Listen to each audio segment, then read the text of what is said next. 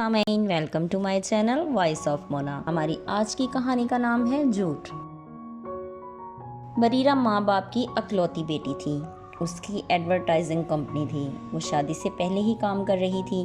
3 بچے تھے، 2 بیٹے اور 1 بیٹی۔ شوہر کا بھی انتقال ہوئے عرصہ ہو چکا تھا۔ وہ بچوں کو پڑھا رہی تھی، سب زیر تعلیم تھے۔ وہ سخت محنت کرتی تاکہ وقت آسانی سے گزر سکے۔ بچے اکثر ماں سے وقت نہ ملنے کا گلہ کرتے۔ وہ مصروف ہی اتنی تھی کہ اسے پتہ ہی نہیں ہوتا تھا کہ گھر میں کیا چل رہا ہے۔ بچے وقت کے ساتھ ساتھ تعلیم مکمل کر رہے تھے۔ بریرہ کو صرف ایک فکر تھی کہ ان کا مستقبل سنور جائے۔ وہ جی جان سے کام کر رہی تھی۔ وہ خود کو بھی نہیں دیکھتی تھی۔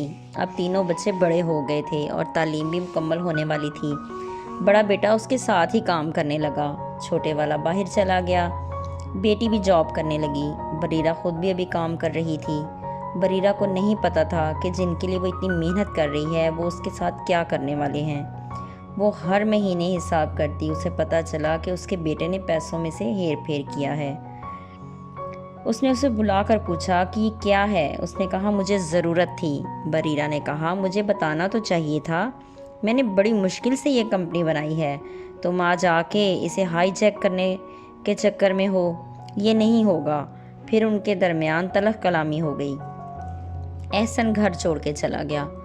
بریرہ کو کوئی فرق نہیں پڑا کیونکہ وہ کام میں جو مصروف رہتی تھی، لیکن اندر سے دکھی ضرور تھی۔ اسے امید نہیں تھی یہ سب ہوگا۔ جو بیٹا باہر تھا وہ وہاں شادی کر چکا تھا۔ اس نے بتانا بھی مناسب نہیں سمجھا۔ بریرہ سوچ رہی تھی اس نے ایک بہت بڑے جھوٹ کے سہارے زندگی گزار دی۔ جن کے لیے محنت کی وہ بھی وفادار نہیں نکلے۔ بیٹی نے بھی پسند کی شادی کر لی۔ اب بریرہ اکیلی تھی۔ وہ سارا دن کمپنی کے کام میں مصروف رہتی اور رات کو گھر آتی تو سوچتی کیا حاصل ہوا۔ پھر کچھ دنوں بعد بڑے بیٹے کو کسی نے گولی مار دی۔ وہ غلط لوگوں میں بیٹھتا تھا۔ جو باہر تھا اس کی بیوی نے اسے تگنی کا ناچ نچا رکھا تھا۔ اس نے اسے مارا۔ اس کی پاداش میں وہ جیل میں چلا گیا۔